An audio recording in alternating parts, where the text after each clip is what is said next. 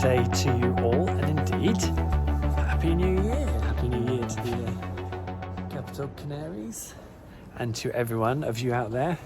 Not in here, of course. 2021 starting the same way as 2020 ended, but kind of all expected that, didn't we? At least Norwich have taken another little step towards returning to Tier 1 from Tier 2 in one aspect. We remain in Tier 4 in the other, but we'll see how that all pans out, obviously. Norwich have beaten Barnsley here 1-0 to kick off their new year, but of course we're still in the same season. It all helps. This as a result, I think is priceless, to be honest. The goal came through the second half. It was a wonderful goal by Emi Buendia, more on him in a minute. Having lost at Watford and stuttered against QPR in a strange old game, it was really important that Norwich just got a win today, given their situation in the division. But that's quite a lot to ask for, because Norwich had a fantastic first half of the season, even up until that point, had they have lost. So to achieve that result is, as I said, priceless. This was a strange whole game too, against a Barnsley side under Valerian Ismail, who are really interesting. I like them a lot, but it's still early days for him, and it's early days in what they're doing. So for me, it's going to be really interesting to see what the rest of their season looks like. And of course, Norwich have still got to go to Oakwell. They pressed as high as I've seen anyone in the Championship press. No one has. It was as high as anyone has pressed Norwich at home or away in the Championship this season. But also, they did it very well. They did it in good numbers. Norwich did play through the press pretty well, and they didn't panic. But Barnsley sustained the energy all the way through the first half and created the better chances. I mean, Emi Buendia had one effort cleared off the line, but Barnsley hit the bar and had two or three other opportunities where if they'd had a bit more quality in front of goal, even to spot a pass or make the right decision as much as the finish, they would have been a goal or two ahead at half time. And it kind of filtered into this fact that obviously that they did run out of steam in the second half, and fair play to Norwich and Daniel Farke, because they made sure Norwich went a bit more direct, got the ball forward, ran in behind, and almost, they did play the ball around, but they were very selective in when they did it. And Barnsley couldn't really cope with that and didn't really get any pressure on the ball as a result, and got a bit caught halfway house. But it wasn't really due to their energy level or their fitness. They sustained that, bearing in mind they've had a COVID issue and they've lost 6, I think, players who probably would have started today in the last few weeks. They sustained what they were doing really well. As I said, it's still early days for Ismail in terms of what he's doing. He's big friends with Daniel Farke. But, watching them on that basis, it was kind of like watching a side trying to play Premier League football, just with not quite as good enough players, which, did make me think, well, be interesting maybe what Ismail would do with better players.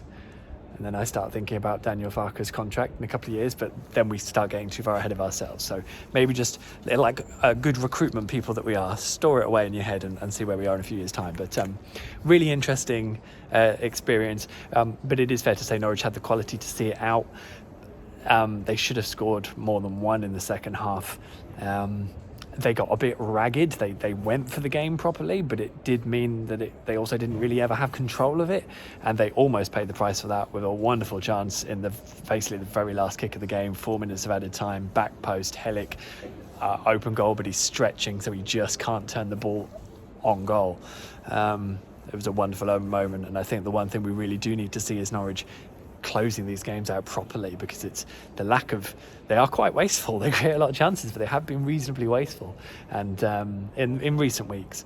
And I think they had so many really good opportunities to have scored a second and a third goal in the second half that they almost paid for it then, and that was kind of what cost them against QPR as well, it has to be said. So something to work on, but it's fair to say that there is now a gap here in terms of Championship fixtures. And I think Norwich have played 3 and they only had 4 in 6 weeks or something I worked out. So they obviously FA Cup against Coventry is next weekend, then it's Cardiff away the following weekend, and then Norwich don't play again until the following weekend after that. So there is a gap and a bit of time and a bit of moments for Norwich to breathe. There are a few players now coming back ready to play who haven't played in a while, and you can see that there'll be a good side on paper that's going to play against Coventry in the FA Cup, but there are also going to be a lot of changes.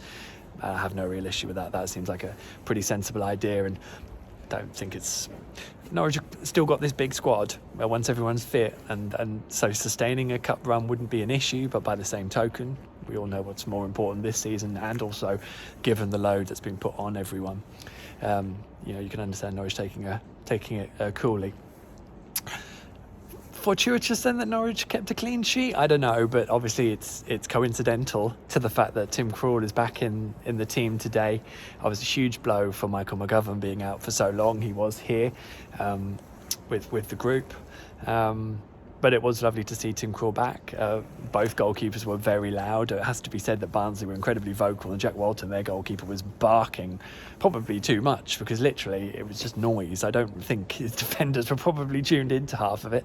But Tim Krul, you could hear his encouragement in the second half. Daniel Farke mentioned his presence, keeps a clean sheet. And I think it's fair to say that seeing Tim Krul back, and doesn't really have to play against Coventry, it has to be said. You'd be tempted to give him a couple of weeks maybe just to make sure the leg is completely right, because he's got that game out of his system now and it's no biggie, and might be nice now going into things at the moment if Daniel Barden gets 90 minutes under his belt in an FA Cup game. That seems really sensible to me, so we'll see how it pans out. But obviously great to see Tim Krul back, and he does make a big difference to how Norwich can build up from the back with his passing range, undoubtedly, and he's also not bad at goalkeeping in general.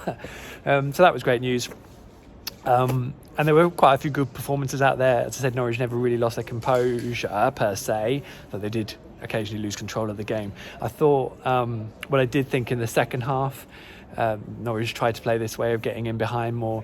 I thought Emi Buendia for the first 25 minutes, maybe half an hour of the second half, was just outstanding, to the point where I was watching it thinking, this is as good a individual performance as I've seen on this level. He scored a wonderful goal. The ball over the top from Kenny McLean was lovely. Kenny was downplaying it, saying, look, wasn't much on it, to be honest. It was just a ball over the top. So obviously seeing Emi and playing it to him, but the ball was what it was, and Emi made his decision for him, really. But the quality of the finish is exceptional. It's a first time finish. It's not as good a goal as this one at Bristol City, but it's still a very, very good goal. And Kenny himself said, don't know if many Championship players could score that goal. At the moment, Emi Buendia is a Premier League player playing in the Championship. That's why he's going to cost more than 15 million quid, you idiots. But it's just a wonderful goal made by a wonderful player. And it actually, the bit that gets me now, which I think is brilliant, is that just up to the point where I thought this is as good as I've ever seen anyone play in the Championship.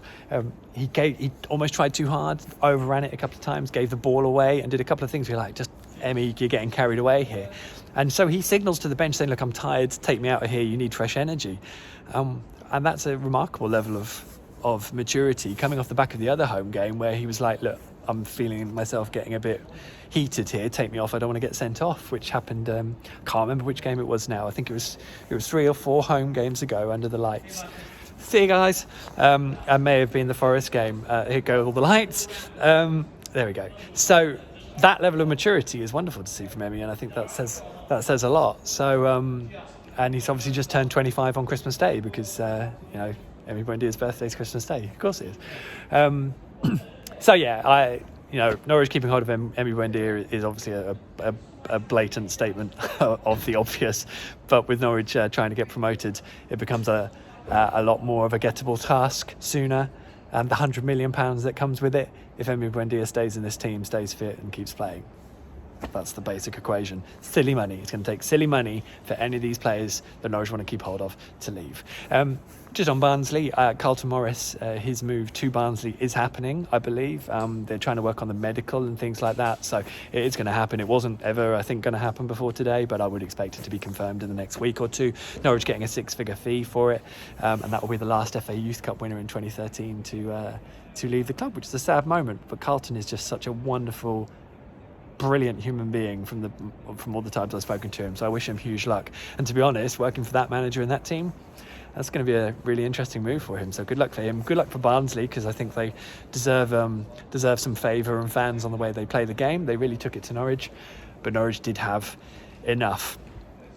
And it's, I don't want to look forward to what this is doing for what they would look like going beyond.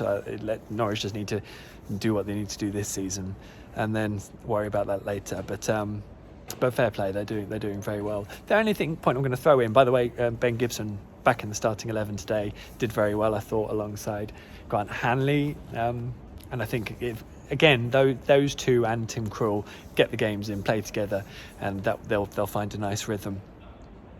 And Jakob Sorensen's obviously still playing at left back. Xavi Quintilla isn't quite ready to start now. Whether he could come on or not is a moot point.